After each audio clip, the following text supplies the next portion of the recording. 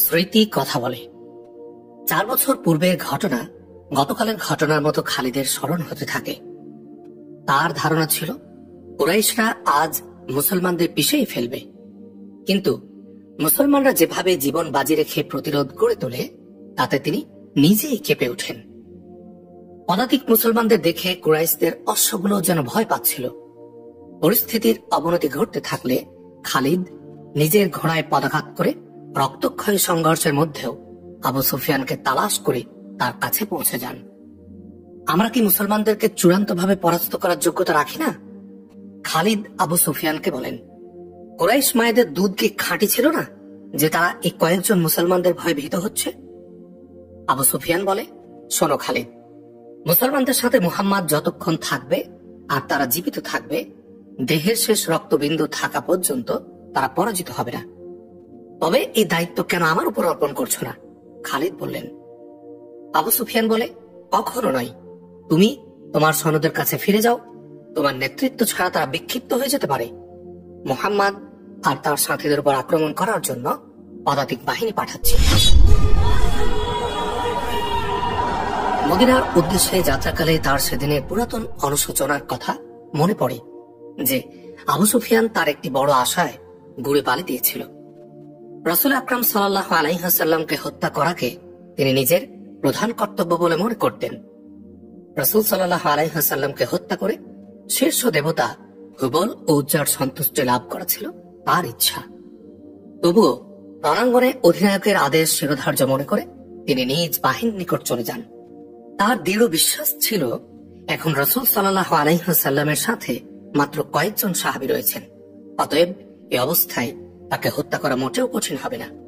আর তাকে হত্যা করতে পারলে মুসলমানরা কোনো দিন উঠে দাঁড়াতে পারবে না। রণাঙ্গনের দৃশ্য তার ভালোভাবেই মনে ছিল। তিনি একটি উঁচু জায়গায় দাঁড়িয়ে রণাঙ্গনের দিকে চাইলে বহুদূর দূরান্ত পর্যন্ত উহুদ ভূমি রক্তের গাঢ় আস্তরণে আবৃত থাকতে দেখেন। ভূভাগ্যে যেন কেউ লাল কার্পেট বিছিয়ে দিয়েছিল।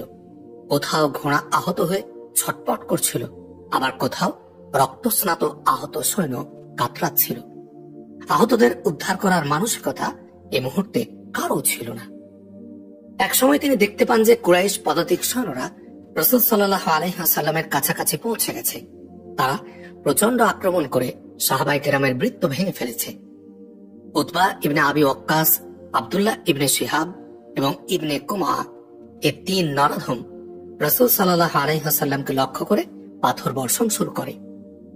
আশ্চর্যের ব্যাপার হলো, এক ভাই উতবা, যার প্রাণনাশে লিপ্ত অপর সহোদর ভাই সাদ বিন আবি ওয়াক্কাস রাদিয়াল্লাহু আনহু ঠিক তারই প্রাণ রক্ষার্থে নিবেদিত। এ সময় নবীজি সাল্লাল্লাহু আলাইহি ওয়াসাল্লামের সাথে অবস্থানরত সাহাবায়ে কেরামগণ না থাকার মতোই ছিল।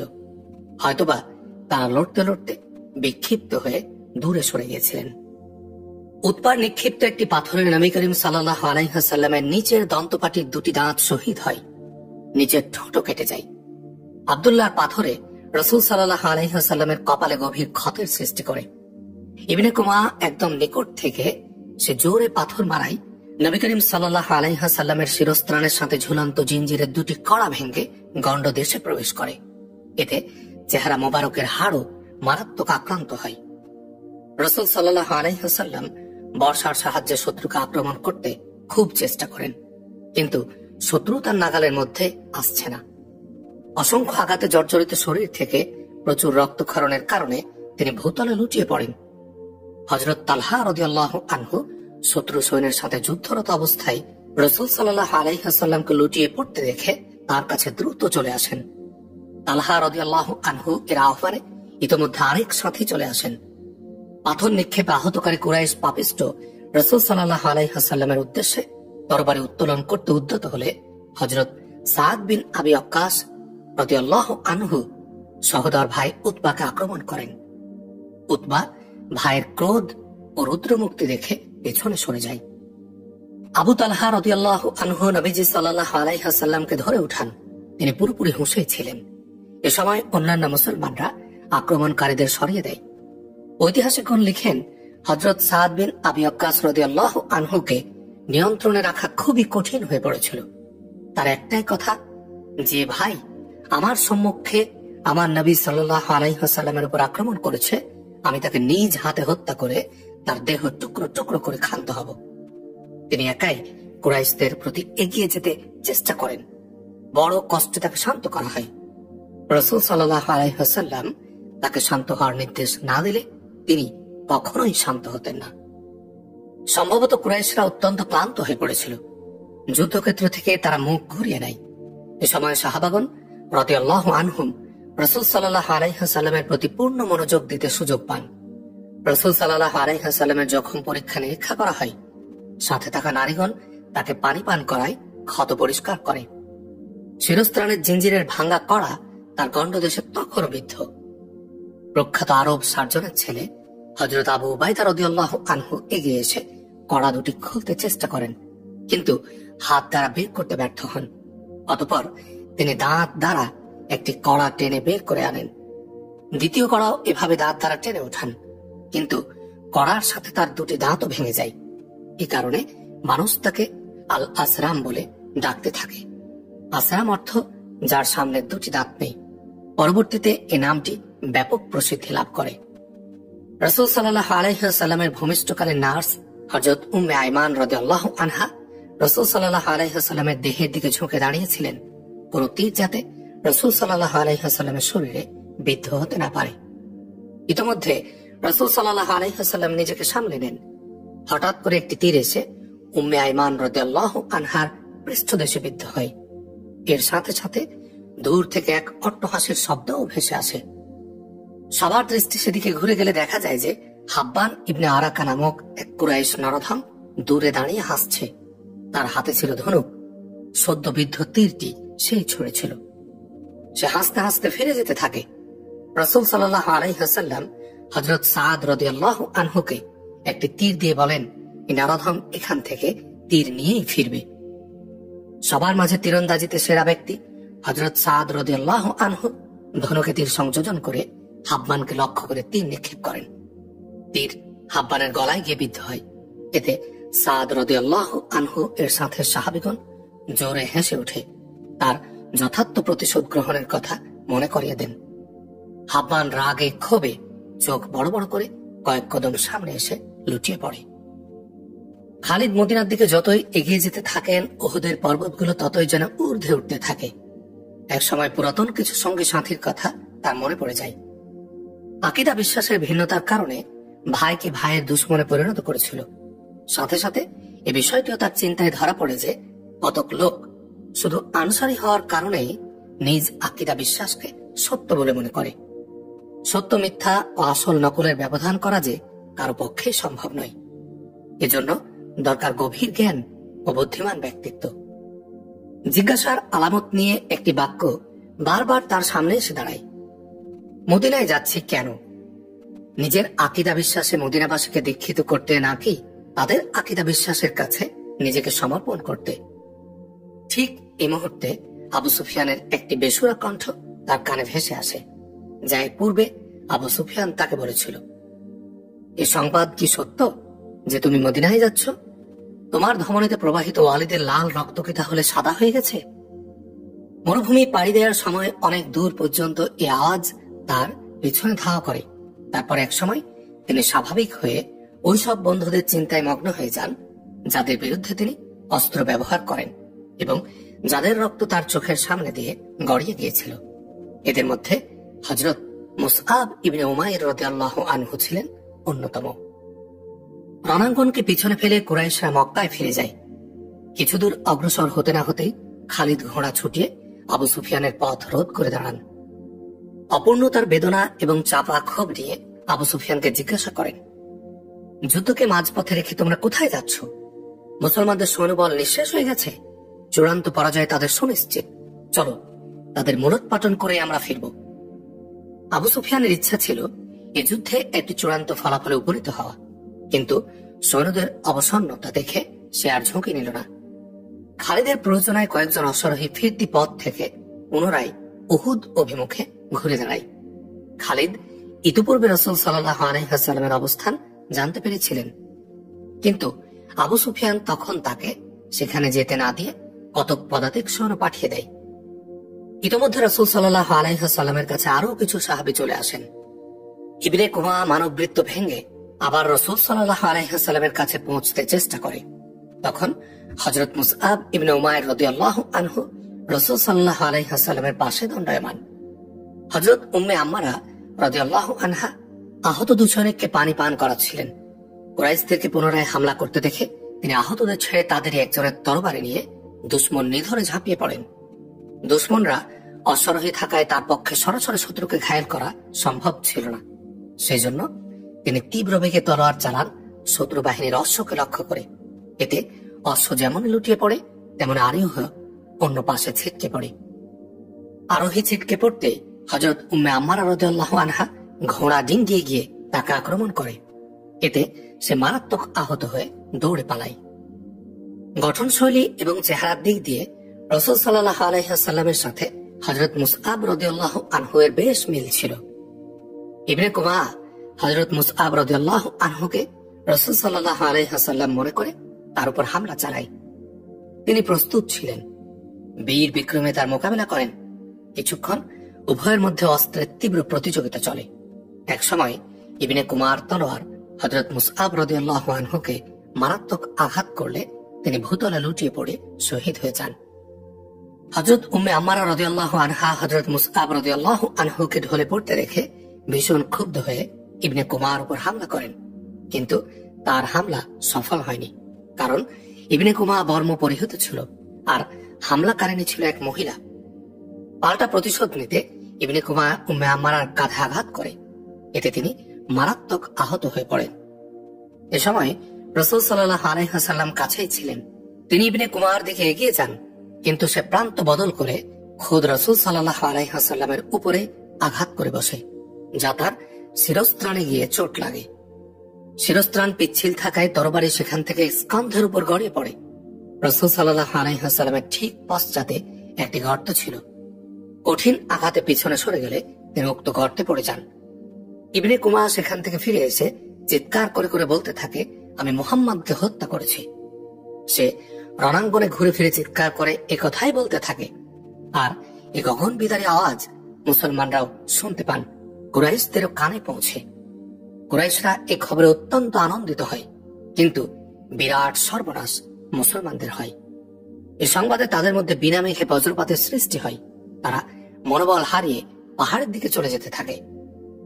নবী প্রেমিক মুজাহিদ বাহিনী পলায়নপর মুজাহিদদের কানে একটি আওয়াজ গুঞ্জরিত হয়, নবী বেঁচে না থাকলে যে জীবন বাঁচাতে আমরা পালাচ্ছি তার প্রতি অভিসম্পাত হোক। তোমরা কেমন নবী প্রেমিক যে তার শাহাদাতের সাথে সাথে মৃত্যু ভয়ে পালাচ্ছ? থমকে দাঁড়ায় মুসলমানরা। এই আহ্বান তাদেরকে জ্বলন্ত আগুনে পরিণত করে। তারা পদাতিক হওয়া সত্ত্বেও কুরাইশ অশ্বারোহী বাহিনীর উপর ঝাঁপিয়ে পড়ে। আর সে বাহিনী ছিল খালিদ ও ইকরামার দুর্ধর্ষ বাহিনী।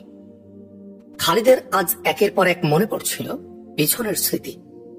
সেদিন তার হাতে অসংখ্য মুসলমান মারাত্মকভাবে আহত নিহত হয়েছিল। তাদের মধ্যে হযরত রিফা রাদিয়াল্লাহু আনহু ছিলেন। সেদিনের কথা স্মরণ হতে তার অন্তরে এক ধরনের বেদনা অনুভূত হয়। নির্বিচার রক্তপাত তার নিকট অর্থহীন মনে হলেও সেদিন মুসলমানরা ছিল তার সর্বনিকৃষ্ট শত্রু। এক সময় সত্যি মুসলমানদের মনোবল ভেঙে যায়। পদাতিক হয়ে কতক্ষণ অশ্বারোহীদের মোকাবেলা টেকা যায়? অবস্থা বেগতিক দেখে তারা পাহাড়ের দিকে চলে যেতে থাকে। গনিমতের মালের আশায় মুসলমানরা যেমনই ভাবে তাদের মোর্চা ত্যাগ করে যুদ্ধের মোড় ঘুরিয়ে দিয়েছিল, তেমনি কুরাইশরাও এ সময় গনিমত সংগ্রহ করতে নিহত আহত মুসলমানদের উপর ঝাঁপিয়ে পড়ে। কত কুরাইশ রাসূল সাল্লাল্লাহু আলাইহি ওয়াসাল্লামের পশ্চাৎ ভবনে যায়, কিন্তু সাহাবায়ে কেরাম তাদেরকে এমন শিক্ষা দেয় অধিকাংশ সেখানে মারা যায়। আর যে কয়জন জীবিত ছিল তারা কোন রকমে জীবন নিয়ে পালিয়ে আসে। ইতিমধ্যে রাসূল সাল্লাল্লাহু আলাইহি ওয়াসাল্লাম অপেক্ষাকৃত একটু উঁচু নিরাপদ জায়গায় পৌঁছে যান। তিনি সেখান থেকে অবস্থা পর্যবেক্ষণ করেন। নিবেদিত প্রাণ ৩০ জন সাহাবীর ১৬ জন শহীদ হয়ে যান। অবশিষ্ট ১৪ জনের অধিকাংশই ছিল আহত। রাসূল সাল্লাল্লাহু আলাইহি ওয়াসাল্লাম পাহাড়ের উপর থেকে পুরো রণাঙ্গনের খবর সংগ্রহ করে চতুর্দিকে নজর বিলান, কিন্তু কোন মুসলমান তিনি দেখতে পাননি। রাসূল সাল্লাল্লাহু আলাইহি ওয়াসাল্লামের শাহাদাতের খবর শুনে অত্যন্ত হতাশ হয়ে তারা বিক্ষিপ্ত হয়ে পড়ে। অনেকে মদিনায় চলে যায়, কেউ কেউ কুরাইশদের ভয়ে পাহাড়ে গিয়ে লুকান। যুদ্ধ প্রায় শেষ, হামলার আর আশঙ্কা নেই।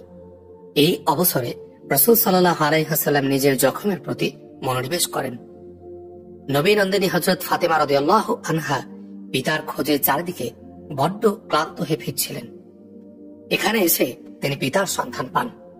নিকট দিয়ে বয়ে যাচ্ছিল একটি ঝর্ণা আপন মনে। হযরত আলী রাদিয়াল্লাহু আনহু সেখান থেকে পানি এনে রাসূল সাল্লাল্লাহু আলাইহি ওয়াসাল্লামকে পান করান। হযরত ফাতেমা রাদিয়াল্লাহু আনহা নিজ হাতে রাসূল সাল্লাল্লাহু আলাইহি ওয়াসাল্লামের জখম পরিষ্কার করতে থাকেন। এ সময় তিনি পিতার কষ্টে ফুঁপিয়ে ফুঁপিয়ে কাঁদছিলেন। খালিদের স্মরণ হয় সেদিন রাসূল সাল্লাল্লাহু আলাইহি ওয়াসাল্লামের শাহাদাতের সংবাদ তাকে আত্মিক প্রশান্তি দিয়েছিল, কিন্তু পরবর্তী আরেকটি আওয়াজে তিনি চমকে ওঠেন। তার আত্মিক প্রশান্তি হাওয়ায় মিশে যায়। উপত্যকার এই আওয়াজের গুঞ্জন বহু দূর পর্যন্ত প্রতিধ্বনিত হচ্ছিল। কেউ চিৎকার করে বলছিল, মুসলমানগণ, সুসংবাদ শোনো, নবী করিম সাল্লাল্লাহু আলাইহি ওয়াসাল্লাম বেঁচে এবং নিরাপদে আছেন। এই ঘোষণায় খালিদের যেমনি হাসি পায় তেমনি আফসোসও হয়। মন্তব্য স্বরূপ তিনি মনে মনে বলেন, হয়তো কোন মুসলমান উন্মাদ হয়ে প্রলাপ বকছে। প্রকৃত ঘটনা হলো, মুসলমানরা যেরূপ ভাবে বিক্ষিপ্ত হয়ে গিয়েছিল, হযরত কাব বিন মালিক রাদিয়াল্লাহু আনহু ঠিক তেমনি একা একা ঘুরতে ঘুরতে পাহাড়ের ওই স্থানে গিয়ে পৌঁছান, যেখানে রাসূল সাল্লাল্লাহু আলাইহি ওয়াসাল্লাম আহত হয়ে বিশ্রাম নিচ্ছিলেন। তিনি রাসূল সাল্লাল্লাহু আলাইহি ওয়াসাল্লামকে জীবিত দেখে আবেগ ধরে রাখতে পারেননি। আনন্দের আতিশয্যে স্লোগান দিতে থাকেন, আমাদের নবী বেঁচে আছেন, আমাদের নবী বেঁচে আছেন। তার এই স্লোগান মুসলমানদের জীবনে নতুন প্রাণের সঞ্চার করে। মুহূর্তে তাদের হতাশা কেটে যায়। একজন, দুইজন, চারজন করে যারা এতক্ষণ বিক্ষিপ্ত বিষণ্ণ মনে ইতস্তত ফিরছিল, এই আওয়াজ শুনে তারা দ্রুত আসে। হযরত ওমর রাদিয়াল্লাহু আনহু এই আওয়াজ শুনে রাসূল সাল্লাল্লাহু আলাইহি ওয়াসাল্লামের কাছে গিয়ে পৌঁছান। এর পূর্বে আবু সুফিয়ান রণাঙ্গনে পড়ে থাকা লাশ উলটপালট করে দেখে সে খুঁজছিল রাসূল সাল্লাল্লাহু আলাইহি ওয়াসাল্লামের লাশ। অনেকক্ষণ পর্যন্ত খোঁজাখুঁজি করে ব্যর্থ হয়ে এবার সে যাকে সামনে পায় তাকে জিজ্ঞাসা করে, তুমি মুহাম্মাদের লাশ দেখেছ? এক পর্যায়ে খালিদের সাথে তার দেখা হয়। আবু সুফিয়ান সোৎসাহে জিজ্ঞেস করে, খালিদ, তুমি মুহাম্মাদের লাশ দেখেছ কি? না। খালিদ অল্প কথায় জবাব দিয়ে তার দিকে ঝুঁকে পাল্টা প্রশ্ন করে, মুহাম্মাদ নিহত হয়েছে, তুমি নিশ্চিত? আবু সুফিয়ান জবাবে বলে, হ্যাঁ, সে নিহত না হলে আমাদের হাত থেকে কোথায় গিয়ে বাঁচতে পারে? কেন, এই ব্যাপারে তোমার কোনো সন্দেহ আছে? হ্যাঁ আবু সুফিয়ান, খালিদ জবাব দেন, আমি ততক্ষণ সন্দেহান থাকব যতক্ষণ না নিজের চোখে তার লাশ দেখব। মুহাম্মাদ এত সহজে নিহত হবার লোক নন। তোমার কথা থেকে কেমন যেন মুহাম্মাদের জাদুর গন্ধ পাওয়া যাচ্ছে। মুহাম্মাদ কি এক সময় আমাদেরই মানুষ ছিল না? তুমি কি তাকে চেনো না? যে ব্যক্তি এত হত্যা ও নির্যাতনের দায়ী, সে একদিন নিহত হবেই। নিঃসন্দেহে মুহাম্মাদ নিহত হয়েছে। যাও, তার মরদেহ শনাক্ত করো, আমরা তার মস্তক কেটে মক্কায় নিয়ে যাব। ঠিক এ সময় পাহাড়ের বুক চিরে কাব বিন মালিক রাদিয়াল্লাহু আনহু এর কণ্ঠ বেজে ওঠে, হে মুসলিম ভাইরা, সুসংবাদ শোনো, আমাদের নবী জীবিত এবং নিরাপদ। এই আওয়াজ বজ্রধ্বনির মতো প্রতিধ্বনি তোলে। পাহাড়ের গা বেয়ে উপত্যকার ভাঁজে ভাঁজে এবং রণাঙ্গনের কোনায় কোনায় এই গুরুগম্ভীর গঞ্জন বিদ্যুতের বেগে ছড়িয়ে পড়ে। শুনেছ আবু সুফিয়ান?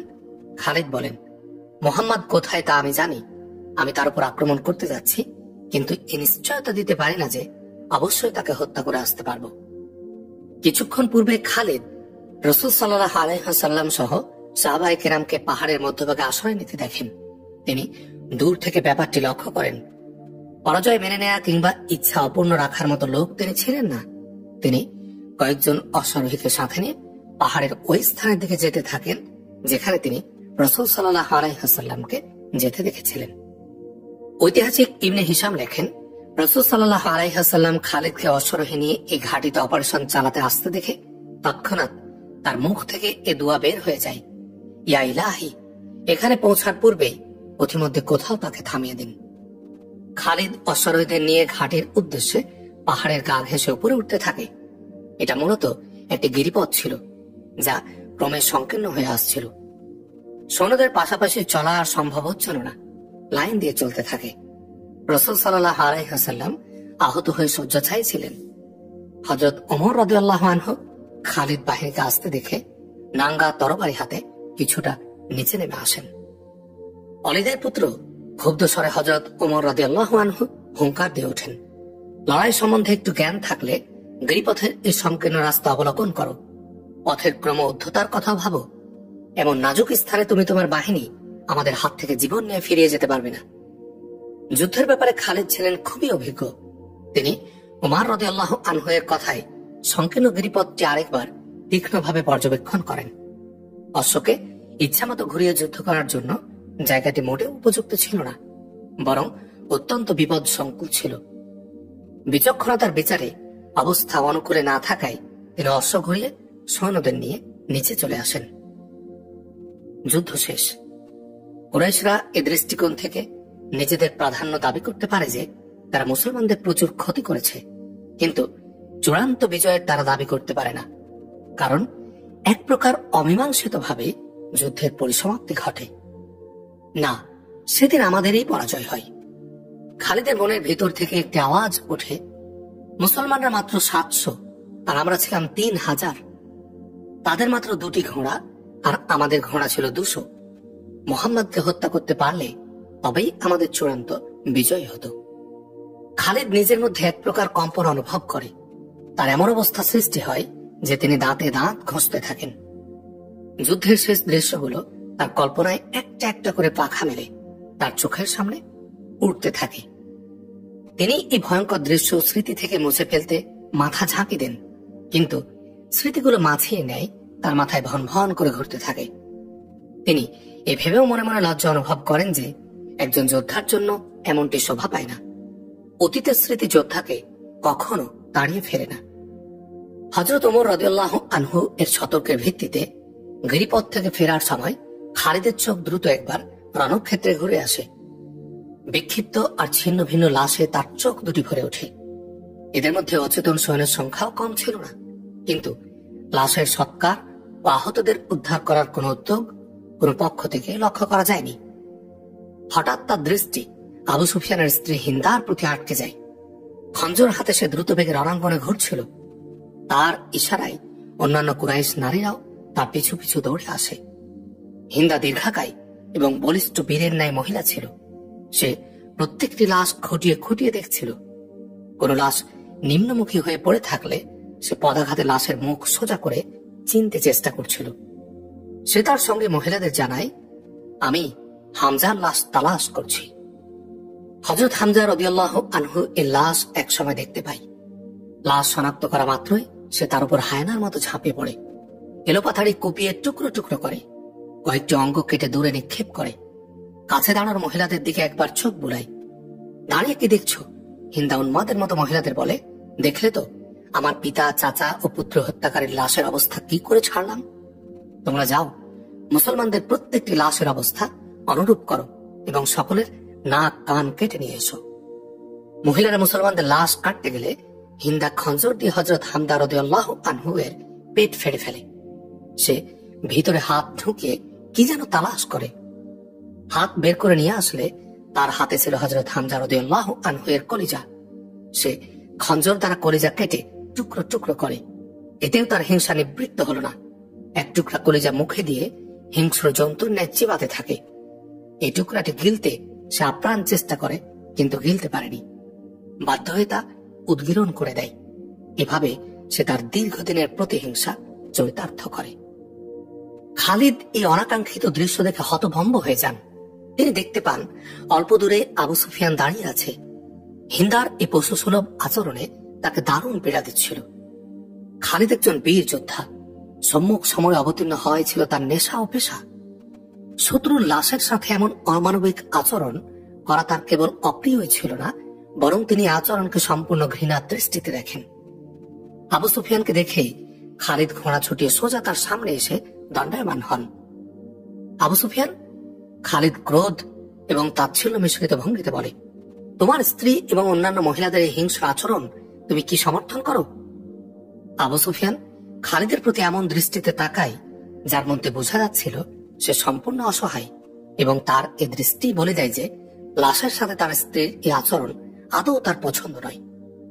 চুপ রইলে কেন? আবু সুফিয়ান, কথা বলো।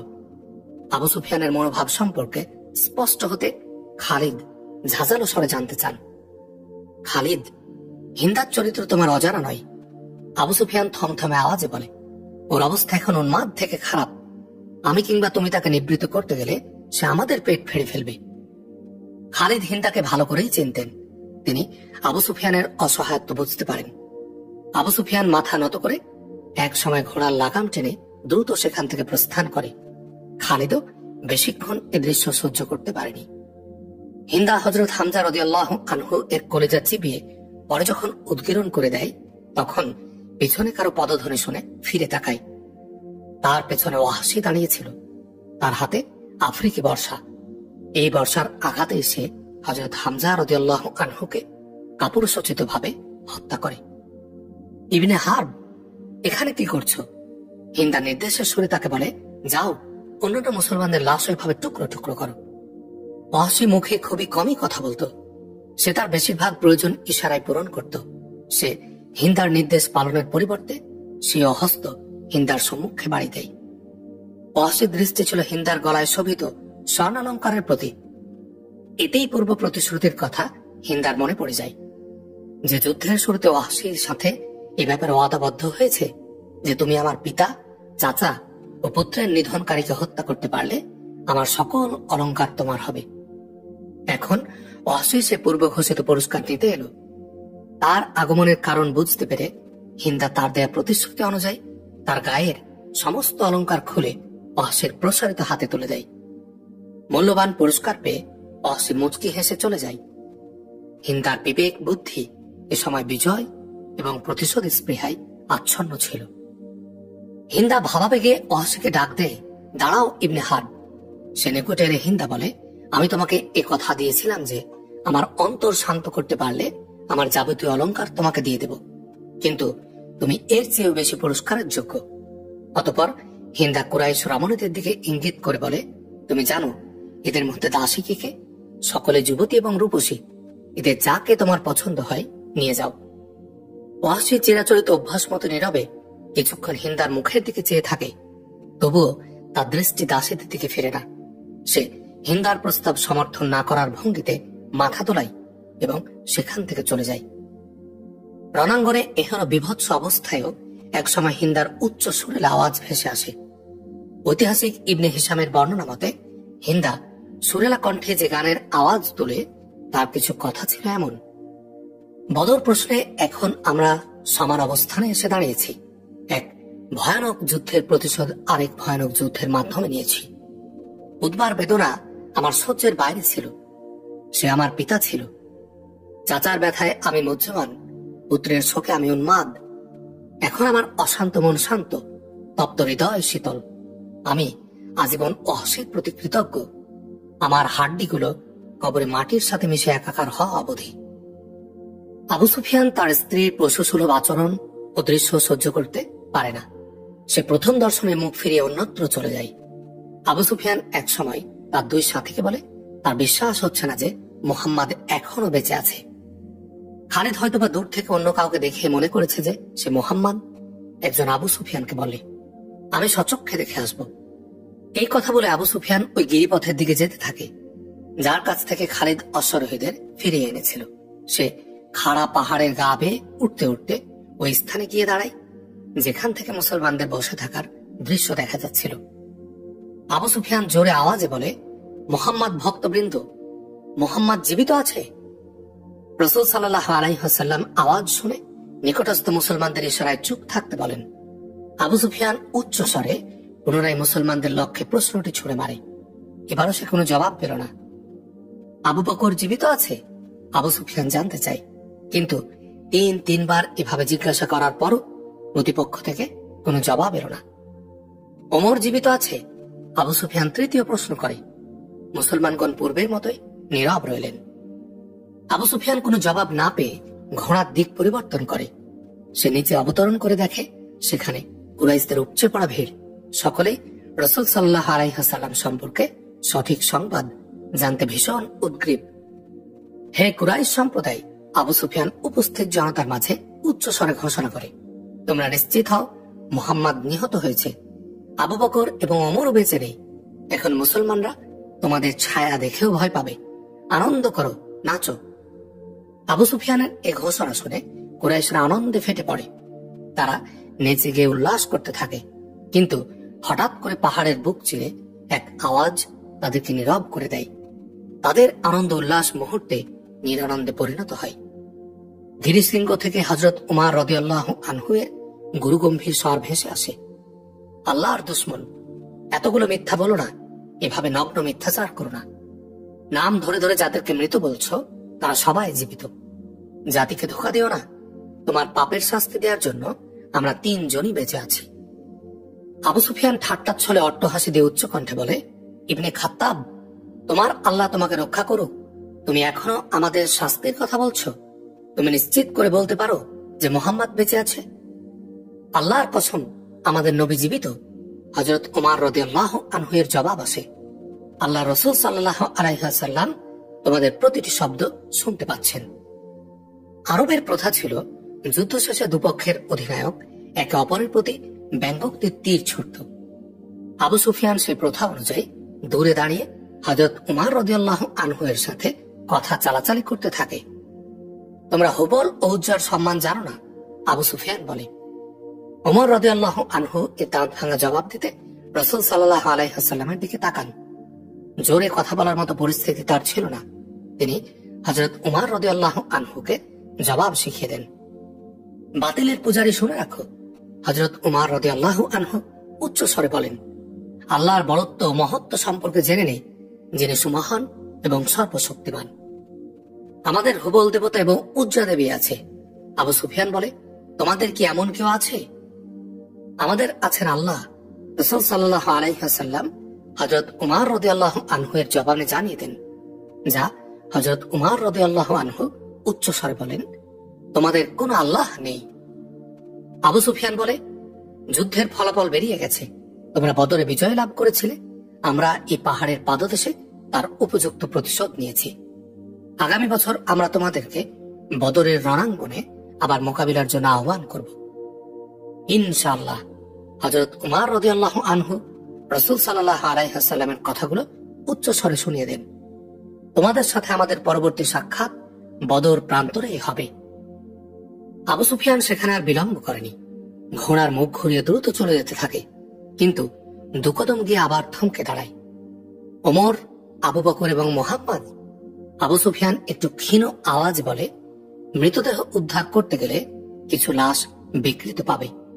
আল্লাহর কসম করে বলছি, লাশ বিকৃত করতে আমি কাউকে আদেশ দেইনি, আর এমন আচরণ আমি পছন্দ করি না। তারপরেও এর জন্য আমাকে দায়ী করা হলে কিংবা এর জন্য আমাকে অভিযুক্ত করা হলে সেটা আমার অপমানই হবে। এ কথাগুলো বলে আবু সুফিয়ান ঘোড়া ছুটিয়ে নিজ বাহিনীর কাছে চলে আসে। পথ চলতে চলতে এক সময় খালিদের ঘোড়া নিজেই নিজের গতি পরিবর্তন করে। তিনি ঘোড়ার এই ইচ্ছার বাধা দেন না। বুঝতে পারলেন ঘোড়া পানির সন্ধান পেয়েছে, কিন্তু দূরে গিয়ে সে নিচের দিকে অবতরণ করতে থাকে। তিনি জায়গাটি চিনতে পারেন। উহুদ যুদ্ধ শেষে প্রত্যাবর্তনকালে কুরাইশরা এই স্থানে কিছুক্ষণ অবস্থান করেছিল। নিচে পানির প্রচুর মজুদ ছিল। ঘোড়া দ্রুততার সাথে পাথুরে জমিন মাড়িয়ে পানির নিকটে এসে দাঁড়ায়। খালিদ লাফিয়ে ঘোড়া থেকে নেমে হাঁটু কেটে বসে অঞ্জলি ভরে পানি নিয়ে চোখে মুখে ঝাপটা মারেন। একটু আরামের জন্য ধূসর এক স্থানে বসে যান। উহুদ থেকে প্রত্যাবর্তন সময়ের একটি ঘটনা তার স্মরণ হয়। তারা যখন উহুদ থেকে প্রত্যাবর্তন করে এই স্থানে এসে যাত্রা বিরতি করে, তখন একটি বিষয় তাদের মধ্যে বিতর্কের সৃষ্টি করে। বিষয়টি হচ্ছে, মক্কায় চলে যাওয়া ভালো হবে নাকি মুসলমানদের উপর আরেকবার আক্রমণ করা হবে।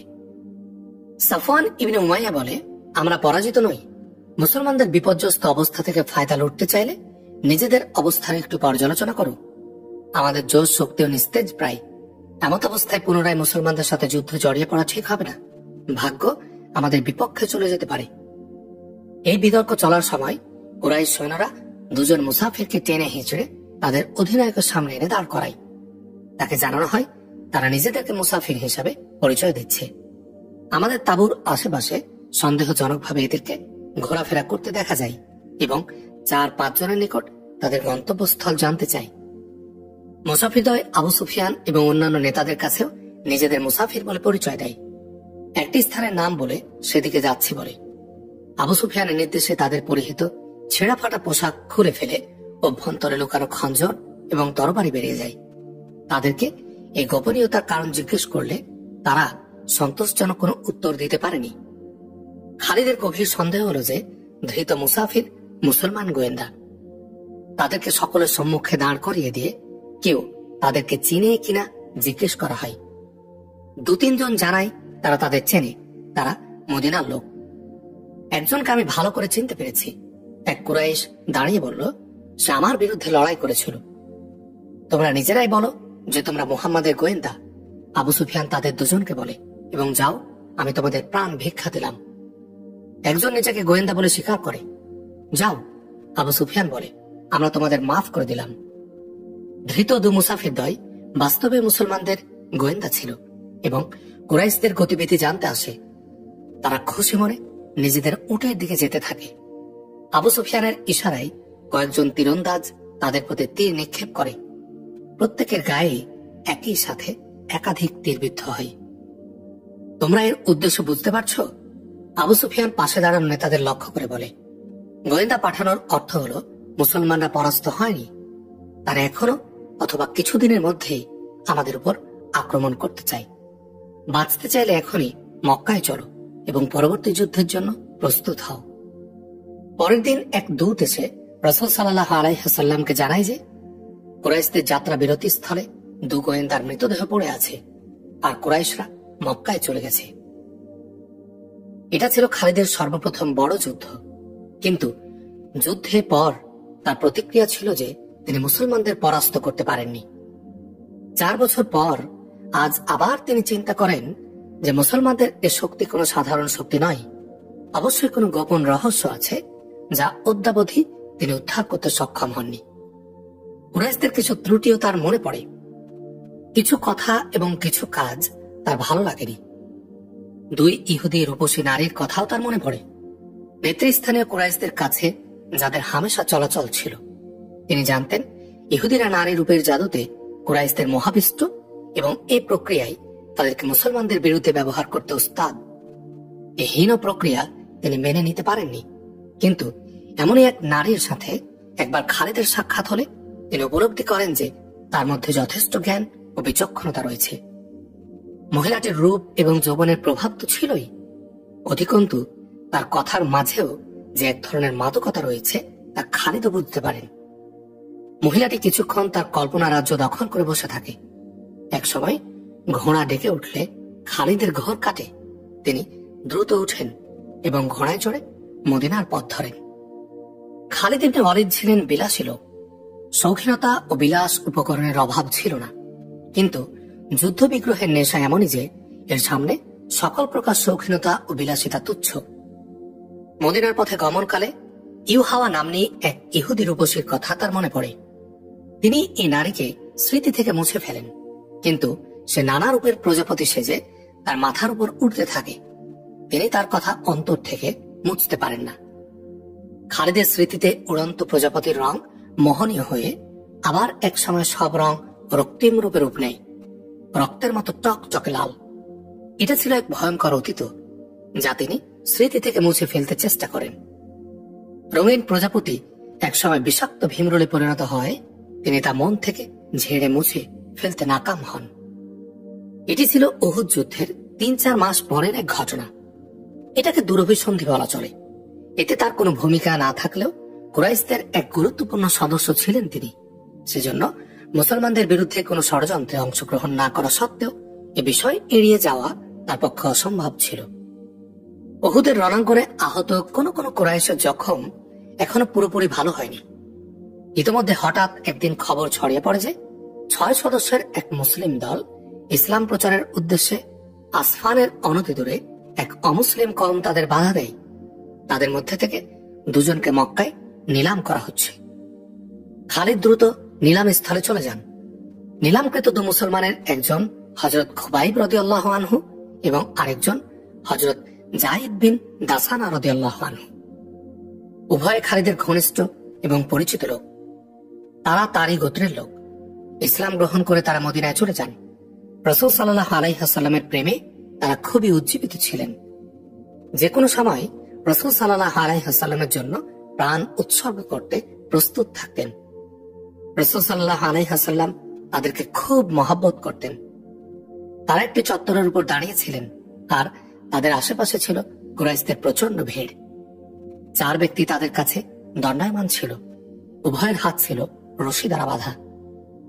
জনৈক ব্যক্তি চত্বরের পাশে দাঁড়িয়ে ঘোষণা করছিল, এরা মুসলমান, এরা উহুদে তোমাদের বিরুদ্ধে যুদ্ধ করেছে, তাদের হাতে তোমাদের আত্মীয় স্বজন নিহত হয়েছে। প্রতিশোধের আগুন নির্বাপিত করার কেউ আছো কি? তাদের কিনে নিয়ে যাও, নিজ হাতে হত্যা করে রক্তের প্রতিশোধ নাও।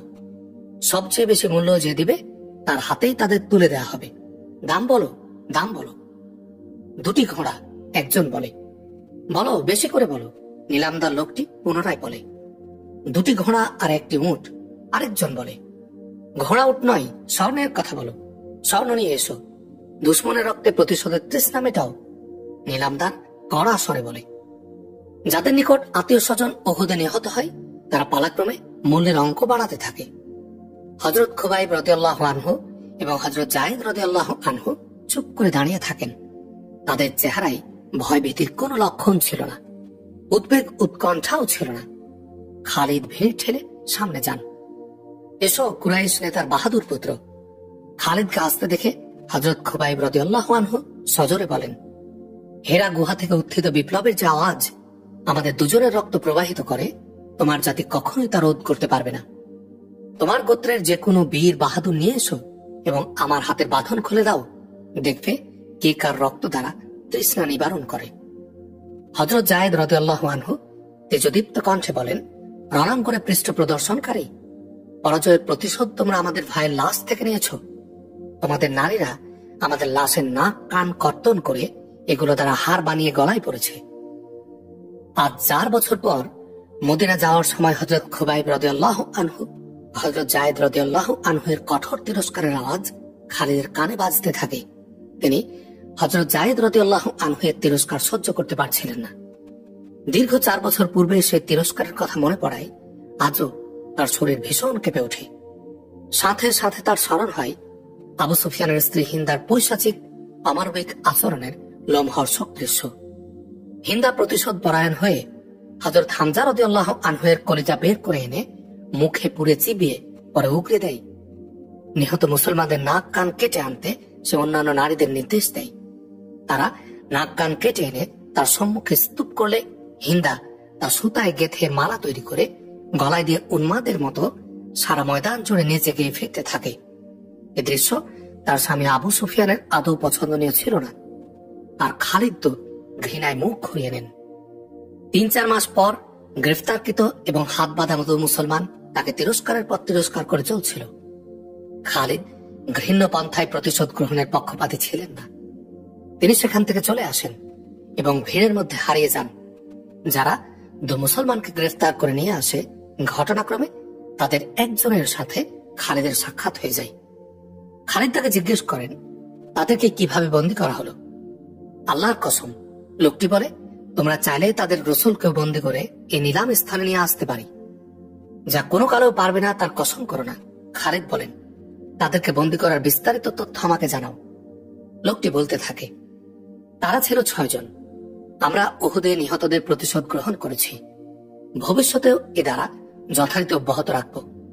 আমাদের কওমের কয়েকজন লোক মদিনায় মুহাম্মদের নিকট গিয়ে ইসলাম গ্রহণ করতে এসেছে বলে জানায়।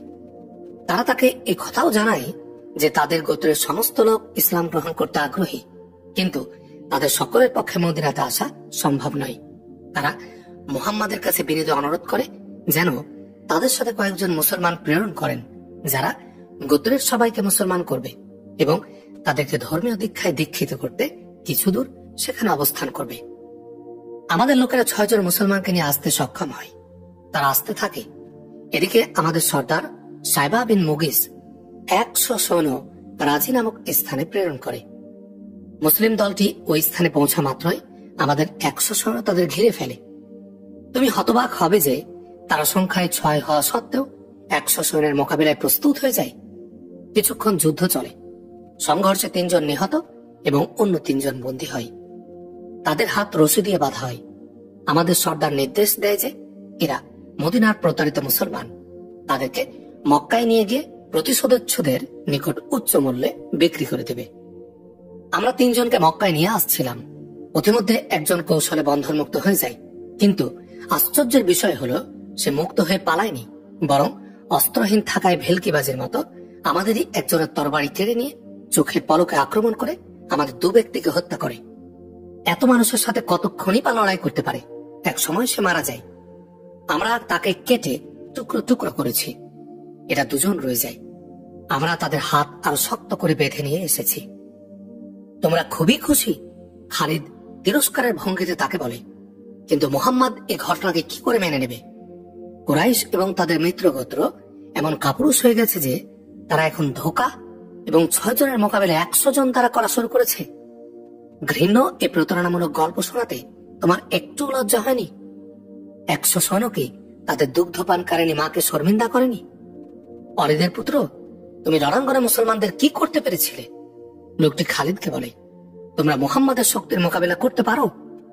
এদের 1000 কুরাইশ মাত্র 313 জনের হাতে চরমভাবে মার খেয়ে আসে। উহুদের যুদ্ধে মুহাম্মাদের অনুসারীর সংখ্যা কত ছিল? 700 থেকে কম, বেশি নয়। অপরদিকে কুরাইশরা কতজন ছিল? হাজার হাজার। শোনো খালিদ, মুহাম্মাদের কাছে জাদু আছে।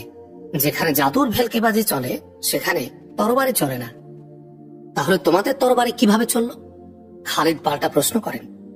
যদি মুহাম্মাদের কাছে সত্যিই জাদু থাকে, তাহলে সে তোমাদের সর্দারের প্রতারণার ফাঁদে কিভাবে পড়ল? 4 ব্যক্তিকে কি করে হত্যা করলে? গ্রেফতারকৃত এই 2 জনকে মুহাম্মাদের জাদু কেন ছড়িয়ে দেয়নি? মুক্ত করে না? জাদু টাদু কিছু নাই। আসল কথা হলো, তোমরা যার মোকাবিলায় সাহস রাখো না, তাকে জাদু বলে পাশ কাটিয়ে যাও। লোকটি বলে, আমরা জাদু দ্বারা জাদু কেটেছি। আমাদের কাছে ইহুদি জাদুকর এসেছিল। তাদের সাথে 3 জন মহিলা জাদুকর ছিল। এদের একজনের নাম ইউহাওয়া। আমরা তাদের জাদু নৈপুণ্য সচক্ষে দেখেছি যে ঘন জোঁক থেকে একটি বর্ষা বেরিয়ে আসে। বর্ষাটি নিজে নিজে ফিরে যায় এবং সাপ হয়ে আবার বেরিয়ে আসে। একটু পরে পুনরায় ঘন জঙ্গলে চলে যায়। একদিকে ঘোড়া রাস্তা অতিক্রম করতে থাকে, আর অন্যদিকে খালিদের স্মৃতির পৃষ্ঠা উল্টাতে থাকে। তিনি বেদনা মাখা অতীত সম্মুখে আনতে চান না, কিন্তু বিষাক্ত ভীমরুলের ন্যায় অতীত তার স্মৃতিপটে ভাসতে থাকে। স্মৃতির পর্দা ইউহাওয়ার ছবি ভেসে ওঠে। সে জাদুকর ছিল কিনা সে ব্যাপারে তিনি অনিশ্চিত, তবে তার রূপে, অঙ্গের ভাঁজে ভাঁজে, মুচকি হাসি এবং আলাপের ভঙ্গিতে অবশ্যই জাদু আছে। তিনি সায়বা বিন মুগিসের কওমের লোকটির কাছ থেকে ইউহাওয়ার নাম শুনে চমকে ওঠেন।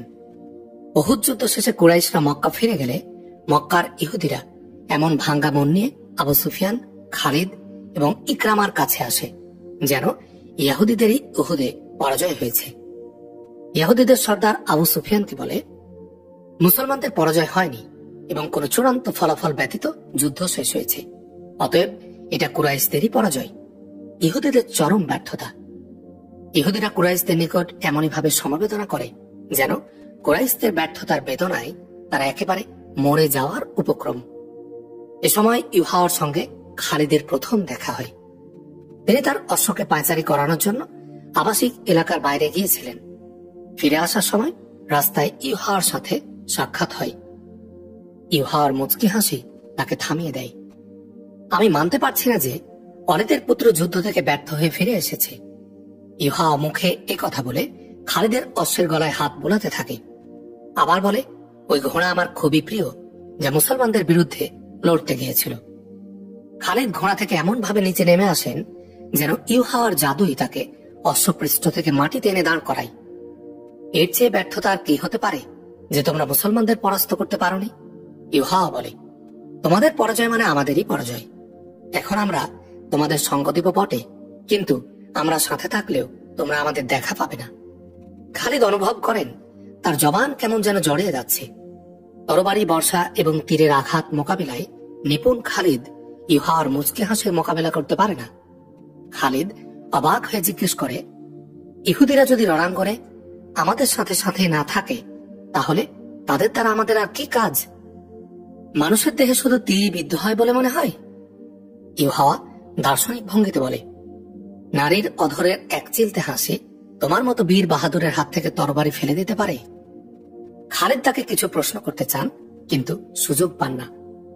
ইউহাওয়া তার নয়নে নয়ন রাখে এবং অধরে ফুলের পাপড়ির মতো মুচকি হাসির ঝলক তুলে চলে যায়। খালিদ অপলক নেত্রে তার যাওয়ার পথে চেয়ে থাকেন। শত চেষ্টা করেও চোখ ফেরাতে পারেন না। তিনি স্বীয় দেহে এক ধরনের শিহরণ অনুভব করেন। কিংকর্তব্য বিমূঢ় হয়ে থাকেন কিছুক্ষণ। একসময় তার অশ্বটি মাটিতে খুরখাত করলে তিনি বাস্তব জগতে ফিরে আসেন। তিনি দ্রুত ঘোড়া ছুটিয়ে দেন। কিছুদের এসে পিছনে তাকিয়ে দেখেন যে ইউহাওয়া ঠায় দাঁড়িয়ে তার দিকে এক দৃষ্টি তাকিয়ে আছে। তার চোখের মিলন ঘটলে ইউহাওয়া বিদায়ের ভঙ্গিতে হাত নাড়ায়। নিলামকৃত দু মুসলমানের প্রতারণামূলক আটকের কথা এবং এর সাথে ইউহাওয়ার জড়িত থাকার কথা জানতে পেরেই খালিদ এ রহস্য উদ্ধারে আগ্রহী হয়ে ওঠেন। ইউহাওয়া তার এ জাদু কি করে কার্যকর করল? হঠাৎ করে তারই গোত্রের এক নেতাগোছের লোকের সাথে তার দেখা হয়। সেই তাকে পুরো ঘটনা আত্মপান্ত বলেছে।